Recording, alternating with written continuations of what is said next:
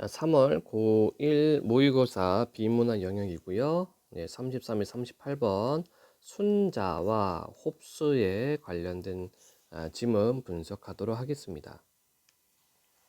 자, 먼저 문제부터 먼저 파악을 좀 해보도록 할게요. 가와 나의 공통점, 그러니까 끝까지 좀 보고 풀어야 될 문제고, 가의 군주와 나의 통치자 역시 마찬가지. 예, 끝까지 봐야 되겠네요. 나까지. 그다음에 포인트 문제, 기억에 대한 설명. 얘는 뭐 기억 부분을 보고 나서 뭐 생각을 해볼 수 있겠죠. 그 다음에 역시 36번도 포인트가 나와 있습니다. 자, 그러면 가짐은 보도록 하지요. 순자와 관련된 이야기입니다. 자, 기원전 3세기경 중국의 전국시대 말기는 침략과 정벌의 전쟁이 빈번하게 벌어지는 혼란의 시대였다. 여기 이제 전국시대라고 되어 있죠. 이거 전쟁이에요, 전쟁. 예, 그러니까 온 나라가 다 전쟁을 벌이는 시대다라고 해서 전국시대라고 이야기를 하죠. 이와 동시에 국가의 혼란을 해결하기 위한 길을 모색한 여러 사상들이 융성한 시대이기도 했다. 자, A 부분 나와 있네요. 이게 뭐였지? 우리가 그 문맥의미 파악하는 문제가 있었네요. 미안합니다.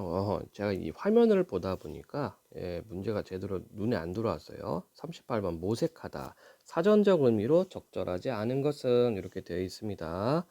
모색이었고, 자, 모색은요, 살피다, 찾아보다 이런 뜻이 있어요. 그래서 일이나 사건 따위를 해결할 수 있는 방법이나 실마리를 더듬어 찾는다. 맞는 설명입니다. 자, 여러분들이 어휘 공부를 할 때에는요, 뭐 영어 단어처럼 막 그렇게 공부를 하면 안 돼요. 국어는 문맥 의미를 파악해야 돼요. 그래서 여러분들 공부하다가 모르는 단어 있으면은 반드시 체크하시고 확인을 하셔야 됩니다. 뭐 외울 필요는 없습니다. 이 단어가 이 문장 안에서 이렇게 쓰이고 있구나. 그것만 확인을 하면 되죠. 요즘은 뭐 전자기기들이 많이 발달되어 있으니까 뭐 바로바로 여러분들 확인할 수가 있을 겁니다. 자, 다시요. 그래서 여러 길을 위한 길을 모색한 여러 사상들이 융성한 시대이기도 했다. 자, 그러면 첫 번째 단락은 뭡니까? 별거 없네요. 전국시대. 시대적 배경이죠. 그렇죠? 예.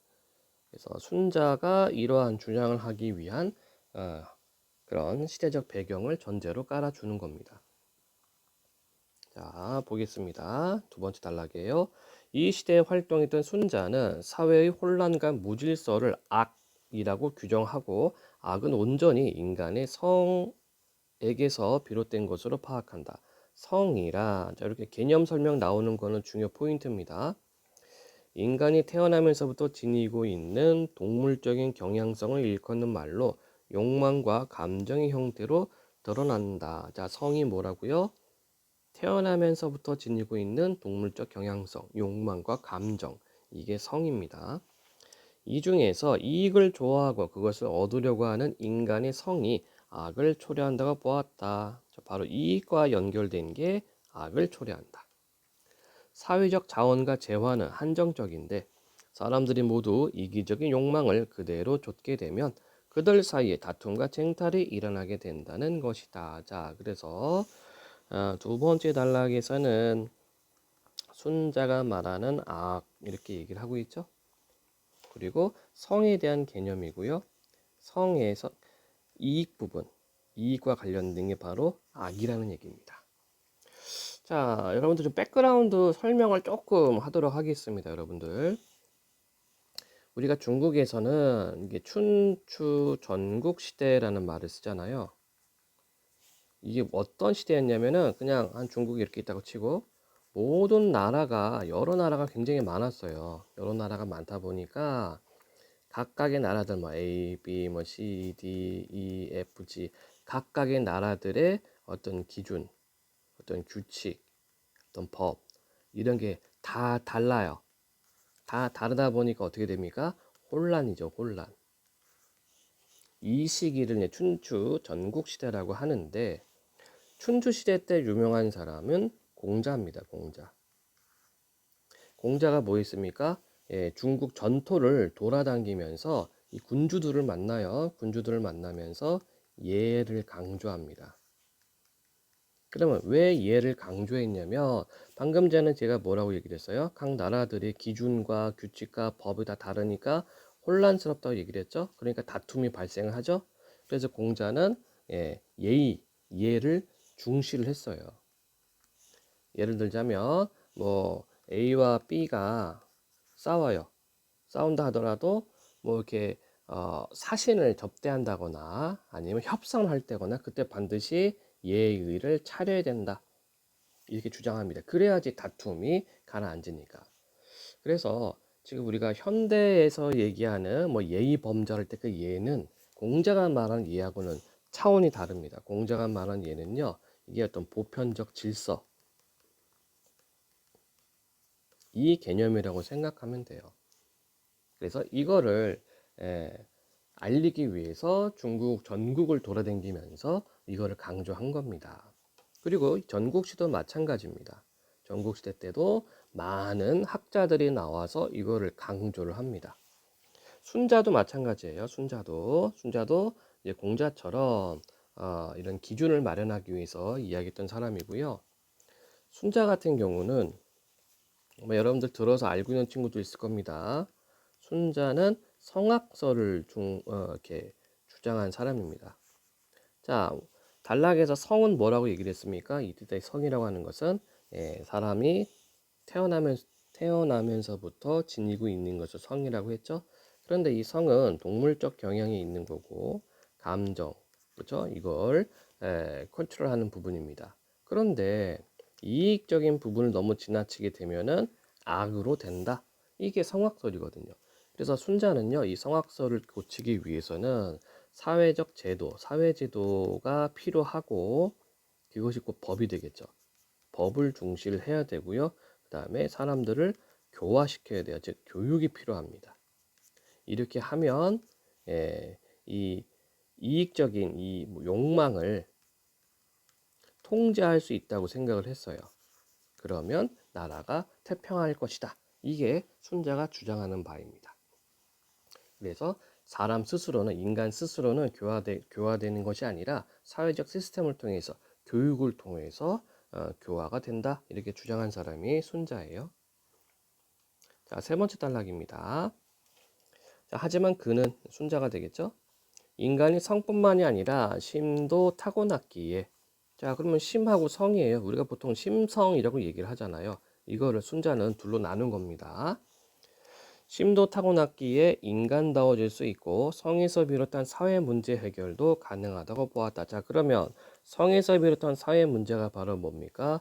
바로 위에 있는 거. 이기적인 욕망을 좇게 되는 거. 그러면 다툼과 쟁탈. 이거죠. 근데 이걸 해결 가능하다고 얘기를 합니다. 심을 통해서. 자, 심은 인간의 인지 능력을 뜻하는데 인간의 감각기관이 가져온 정보를 종합해서 인식하고 판단한다. 이게 심.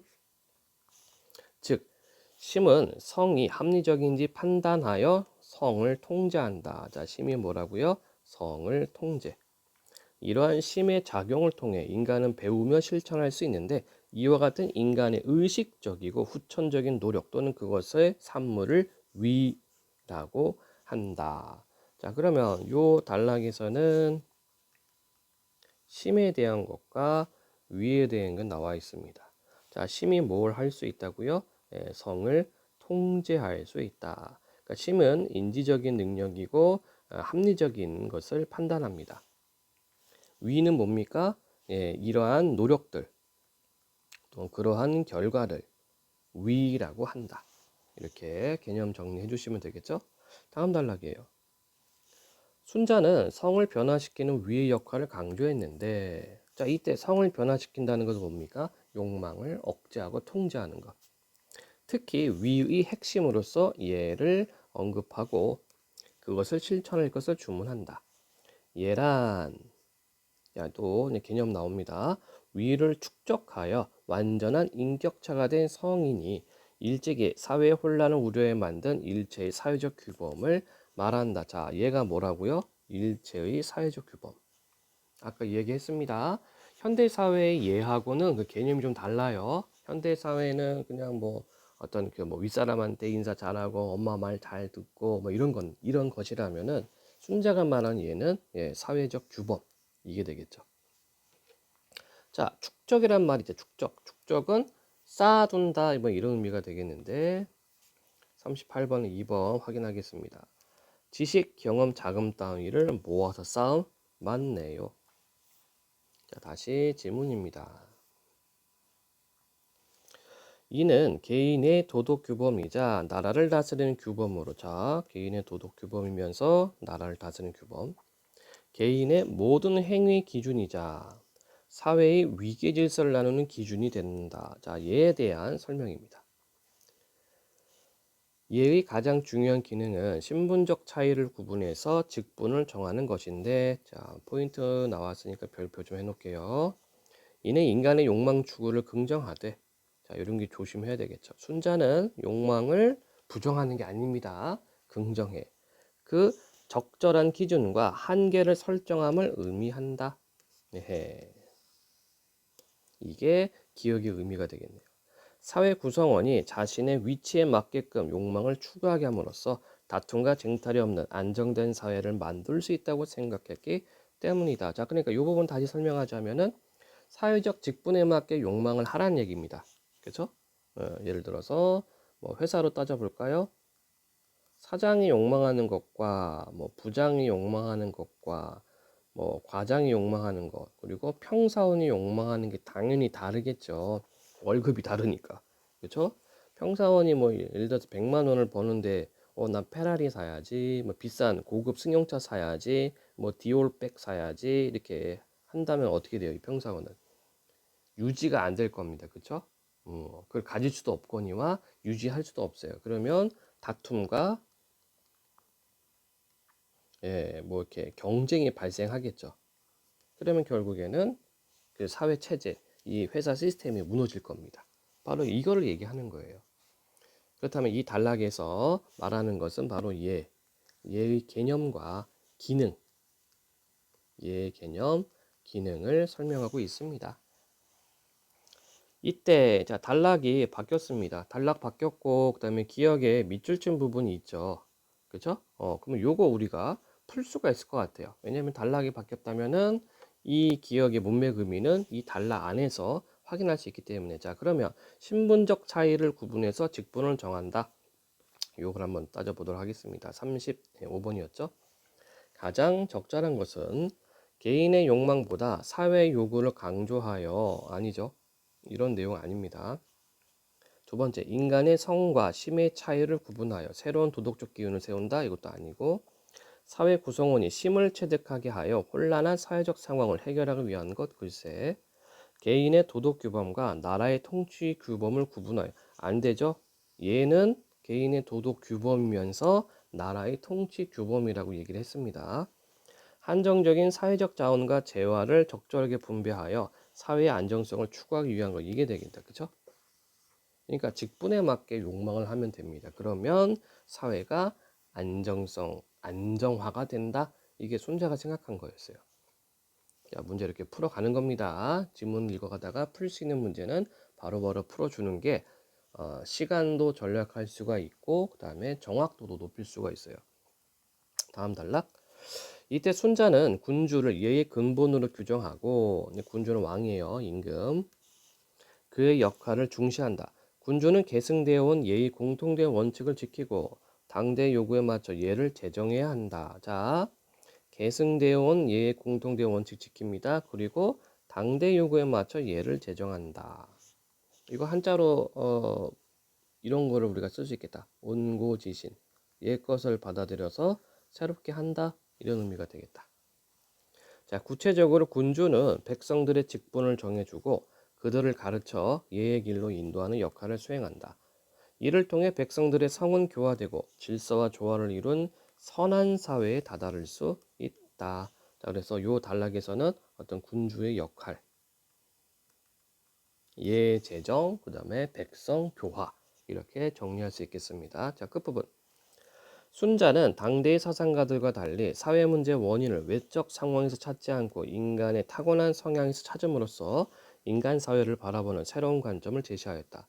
그러한 점에서 순자는 인간의 후천적 노력을 바탕으로 한 인간과 사회의 변화 가능성을 신뢰한 사상가라고 할 수 있다. 바로 이 후천적 노력을 뭐라고 얘기했습니까? 위에서 얘기를 했죠. 자, 그 부분에서는 순자의 신뢰 가능성을 신뢰하다.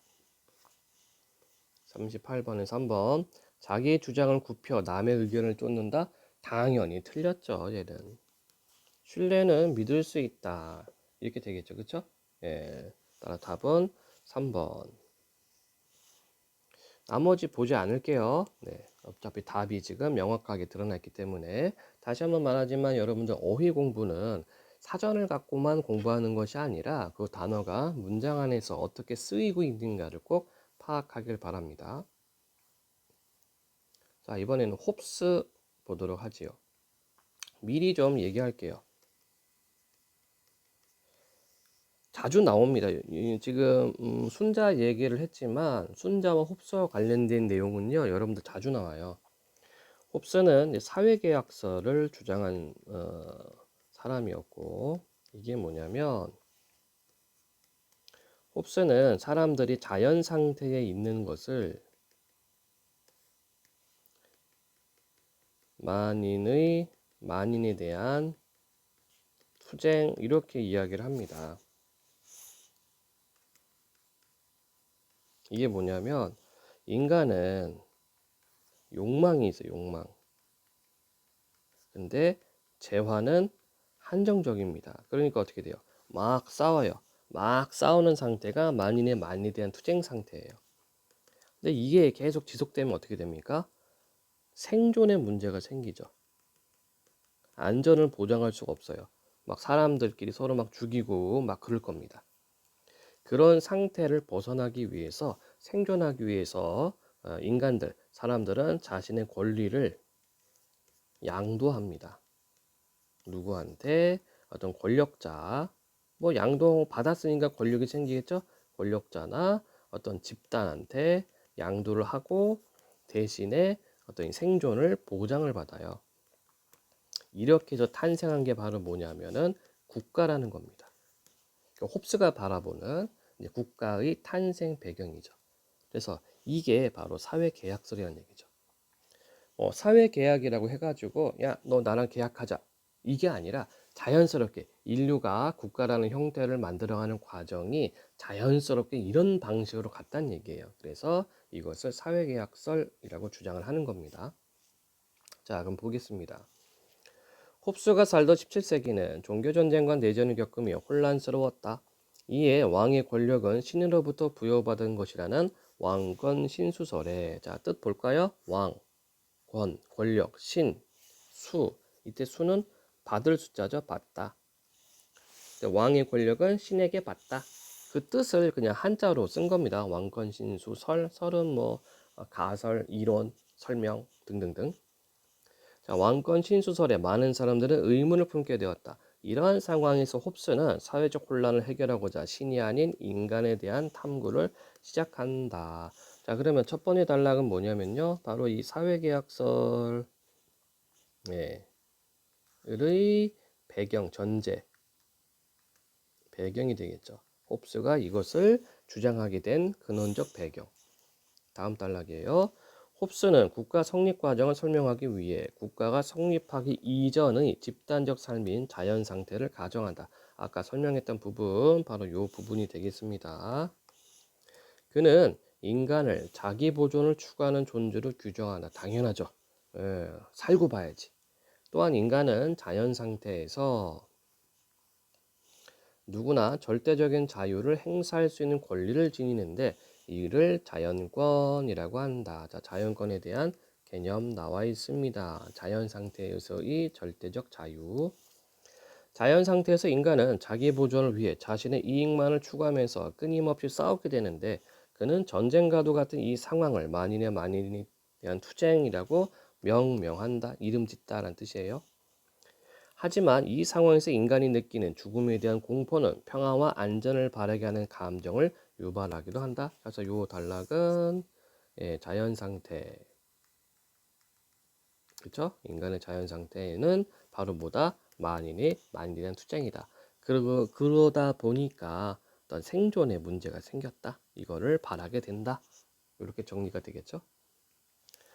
이때 인간의 이성은 평화로운 상태로 나아가기 위한 최선의 법칙을 발견하는데 홉스는 이를 자연법이라 일컫는다. 자, 역시 개념 나왔죠? 여러분들 이거 구분을 해줘야 돼요. 자연권과 자연법은 개념이 다릅니다. 어휘 구분, 개념 구분 정확히 해줘야지 문제를 풀 수가 있어요. 자, 자연법의 가장 근본적인 원칙은 평화를 추구하고 따르라는 것이다. 그리고 이를 위해 인간의 이성은 자연 상태에서 가졌던 권리의 상당 부분을 포기하고 그것을 양도하는 사회계약이 필요함을 깨닫는다. 니은 부분 나와 있으니까 별표 쳐놓고 가겠습니다. 그래서 요 단락에서는 사회계약의 필요성이죠. 다음 단락. 개인이 자기 보존을 위해 자발적으로 동의한 사회계약은 두 단계에 걸쳐 이루어진다. 요 단락의 중심 요지라고 해야 되나요? 첫 번째 문장이 되겠죠. 사회계약의 두 단계. 첫 번째 단계에서 개인과 개인은 상호 적대적인 행위를 중지하고자 자연권의 대부분을 포기하는 계약을 맺는다. 그런데 이 계약은 누군가가 이를 위반할 경우에 그것을 제재할 수단이 없다는 한계가 있어 쉽게 파기될 수 있다. 이 계약의 불안정성을 해소하고 실효성을 보장하기 위해서는 계약 위반을 제재할 강제력과 그것을 집행할 수 있는 힘의 소유자를 세우는 일이 필요하다. 이에 개인은 계약 위반을 제재할 공동의 힘을 지닌 통치자와 두 번째 단계의 계약을 맺고 자신들의 권리를 그에게 양도한다. 자, 요 달라면 어려운 거 없죠? 바로 첫 번째 문장이 단락의 중심 내용입니다. 다음 단락. 이러한 계약의 과정을 거치며 리바이어던이라 불리는 국가가 탄생한다. 국가의 탄생. 리바이어던은 본래 성서에 등장하는 무적의 힘을 가진 바다 괴물의 이름으로 홉스는 이를 통해 계약으로 탄생한 국가의 강력한 공적 권력을 강조한 것이다. 참고로 이 리바이어던이란 이 바다 괴물은 모든 걸 다 흡수해요. 모든 것을 흡수. 그래서 이 세상에 모든 걸 다 집어삼키는 무시무시한 괴물입니다. 그러니까 국가를 이렇게 표현한 겁니다. 강력한 어떤 권력을 갖고 있는 국가를 리바이던으로 묘사를 한 거죠. 자, 통치자는 국가 권력의 실질적인 행사 주체로서 국가에 대한 복종을 요구하는 대신에 개인을 위험으로부터 보호하는 책무를 갖는다. 그는 강력한 처벌에 대한 규정을 만들고 개인들이 이에 따르게 함으로써 그들의 안전을 보장한다. 통치자가 개인들로부터 위임받은 권리를 정당하게 행사하여 개인들 간의 투쟁을 해소함으로써 비로소 평화로운 사회가 구현된다. 자, 요 부분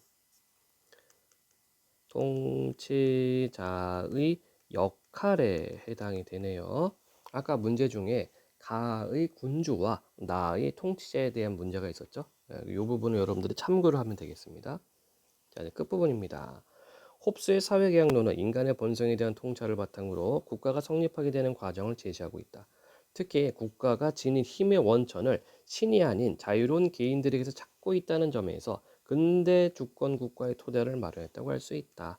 그래서 홉스 사회계약설의 의가 되겠습니다. 즉 왕권 신수설이 아니라 이 왕의 권력은 신이 준 것이 아니라 개인들한테 받은 것이다 라고 주장하는 거죠. 자, 그러면 문제. 그냥 뭐 순서대로 들어가도 될 것 같아요. 이제는 33번 공통점 적절한 것. 인간 중심적인 시각에서 벗어나 사회 현상을 분석하고 있다. 틀렸죠. 왜냐하면 지금 우리가 나를 봤잖아요. 인간 중심적인 시각입니다. 그렇죠? 권력은 왕의 권력은 개개인으로부터 나온 것이다. 두 번째, 현실을 개설하려는 사상가의 견해와 맞죠? 홉스 만이면 만이 되는 투쟁에서 벗어나기 위해서 그리고 순자 전국시대의 혼란을 벗어나기 위해서 맞고 그 의의를 맞네요. 답은 2번. 자, 그럼 나머지 왜 틀렸는가 봅시다. 종교적인 믿음을 바탕으로 성립된 권력의 개념 아니죠? 제가 우리가 좀 나를 봤지만 나는 종교적 믿음이 아니라 개개인으로부터 권리를 양도받았다라고 얘기를 했습니다. 4번. 국가와 국가 간의 전쟁이 야기한 사상의 탄압 형상 이런 내용 없고요. 5번 시대적 상황의 변화에 따라 달라진 지도자의 위상. 자, 시대적 상황 변화에 따라 달라진 지도자의 위상을 통시적으로 설명한다. 자, 통시라는 말은요. 통틀어서 이거예요. 그래서 전부란 뜻이에요. 전부. 그러면 시는 이게 본다란 얘기예요. 그래서 통시하면 역사적으로 훑어오는 겁니다. 예를 들어서 뭐 10년대 뭐 했고 20년대 뭐 했고 30년대 뭐 했고 40년대 이런 식으로 쭉 와야 돼. 이게 통시입니다. 참고로 통시와 반대되는 말은 공시적이란 말이 있어요. 공시적이란 말은 딱 그 시간대만, 그 시기만을 바라보는 겁니다. 이것을 공시라고 하고, 또 참고로 거시적이라는 말도 있죠. 거는 크다, 크게 본다는 얘기입니다. 예를 들어서 뭐 경제를 이야기할 때 세계 경제를 따져요. 이게 거시적입니다. 거시적의 반대는 미시적. 아주 작다는 뜻입니다. 그래서 미시적 하면은 아주 작게 보는 거죠. 그래서 경제를 예를 들었을 때 뭐 우리 집에 뭐 물가, 바구니, 경제 상황 이렇게 보면 우리 집만 따지는 거니까 미시적 경제 이렇게 볼 수 있겠죠. 자, 여러분들 용어 좀 기억을 해두세요. 거시적, 미시적, 공시적, 통시적 이런 말들을 자주 나오게 됩니다. 자, 어쨌든 33번에 가장 적절한 것은 2번. 자, 34번 문제. 군주와 통치자에 대한 이해로 적절하지 않은 것은 군주는 사회 구성원의 내면의 변화를 전제로 질서와 조화를 이룬 선한 사회를 만든다. 네, 이거 해야 돼요. 내면 변화해야 됩니다. 이제 교화시킨다고 얘기를 했었죠. 가에서 그러니까 악을 통제해야 돼. 욕망을 통제해서 악으로부터 선으로 가야 됩니다. 두 번째, 통치자는 신으로부터 부여받은 권리를 정당하게 행사함으로써 평화로운 신으로부터 부여받은 권리가 아니라 개인들로부터. 3. 군주는 백성을 사회적 위치에 맞게 행동하도록 인도하고, 그렇고 이게 이제 사회적 위치에 맞게 행동하는 게 직분이었죠. 직분. 예입니다. 예. 통치자는 개인들의 상호 적대적 행위 중지를 요구한다. 그렇죠? 이게 사회계약 1단계입니다. 4. 군주는 예를 바탕으로 한 교화를 통해 막고요. 통치자는 강력한 공적 권력을 바탕으로 한 처벌을 통해 막고 사회 질서 도모 맞습니다. 자, 요 얘기를 안 했네요. 여러분들 이렇게 선지를 분석할 때도 정보 단위를 끊어가면서 이렇게 해줘야 돼요. 지금 우리가 예문 4번을 봤지만 선지 4번을 봤지만 정보가 하나, 둘, 세 개 있습니다. 그래서 각각의 정보가 맞는지 확인을 해줘야 돼요. 안 그러면 여러분들 문제 풀 때 선지에 말리게 됩니다. 정보 확인 꼭 해야 되고요. 5번. 군주와 통치자는 모두 나라를 다스리는 지도자로서 사회적 역할을 이행할 책무를 갖는다. 그렇죠? 군주가 할 일이 있었고 통치자가 할 일이 있었습니다. 따라서 적절하지 않은 것은 2번. 35번 아까 했고요. 36번 니은을 이해한 내용으로 적절하지 않은 것은 포인트 문제. 니은 그냥 넘어가 버렸나 보다. 사회계약. 네. 적절하지 않은 것. 만인에 대한 만인의 투쟁 상황에서 벗어나기 위한 매주권 맞고요. 자유를 향유할 수 있는 권리의 포기는 자발적 동의가 이루어진다. 그렇고요. 이때 자유를 향유하는 권리 포기. 이게 뭡니까? 이게 자연권. 이거잖아. 그렇죠? 자연권에서 벗어나야 되죠. 자연권은 자연 상태에 있는 거니까 자연 상태는 만인에 대한 만인의 투쟁 상황이니까. 3. 개인은 첫 번째 단계의 계약을 맺음으로써 공동의 힘을 제재할 수 틀렸네요. 공동의 힘을 제재할 수 있다. 이거 말이 안 맞죠. 공동의 힘을 제재하는 것이 아니라 첫 번째 단계의 계약을 맺고 두 번째 단계의 계약을 맺음으로써 공동의 힘으로 개인 간의 계약 파기를 제재할 수 있다고 얘기를 했습니다. 3번 틀렸고, 첫 번째 단계 계약은 두 번째 단계 계약과 달리 위반할 경우 제재 수단이 없죠. 두 번째 단계 계약은 첫 번째 단계 계약과 달리 개인의 권리 양도가 이루어지죠. 예, 이때 개인의 권리 양도는 뭡니까? 바로 자연권의 폭입니다. 따라서 답은 3 되겠고요. 37번 어딨나요? 3점짜리 추론 형태 문제가 되겠습니다. 자, 적절하지 않은 것. 생물학자인 게릿 하디는 공유주의에서의 자유가 초래하는 혼란한 상황을 공유주의 비극이라 일컬었다. 아마 들었던 친구들이 있을 겁니다. 그는 한 목초지에서 벌어지는 상황을 예로 들어 이를 설명하였다. 자, 공유지의 비극 상황. 모두가 사용할 수 있는 목초지가 있다. 한 목동은 자신의 이익을 극대화하는 방법으로 가능한 한 많은 솥대들을 목초지에 풀어놓는다. 다른 목동들도 같은 방법을 취하게 되고 결국 목초지는 황폐화된다. 그러면 이 목동은 어때요? 이 목동과 이 목동들은 이기적이죠. 욕망 통제가 안 된 겁니다. 그러다 보니까 이 목초지라고 하는 공유지가 꽝 황폐화되어 버렸습니다. 자, 적절하지 않은 것은 순자는 목동들이 위를 행하였다면 위 노력하는 거죠. 욕망 통제 노력을 하는 겁니다. 목초지의 황폐화를 막을 수 있었을 것이라 생각하고 홉스는 목동들이 처한 상황을 자기 보존을 추구하는 욕망에 발현된 자연 상태라고 생각 맞죠? 자연 상태는 만인의 만에 대한 투쟁입니다. 순자는 완전한 인격체가 만든 규범이 홉스는 강력한 국가의 개입이 필요한 상황이라고 생각하겠죠? 이때 완전한 인격체는 성인. 순자는 성을 그대로 좇는 모습으로 홉스는 자연권을 행사하는 모습으로 목동들의 이기적 행동을 이해 맞죠? 성을 그대로 좇는 모습은 이제 이익을 쫓는 모습, 그러니까 욕망이 되겠고, 그러면 악이죠, 악. 자연권을 행사하는 모습은 만인에 대한 투쟁 상태죠. 5.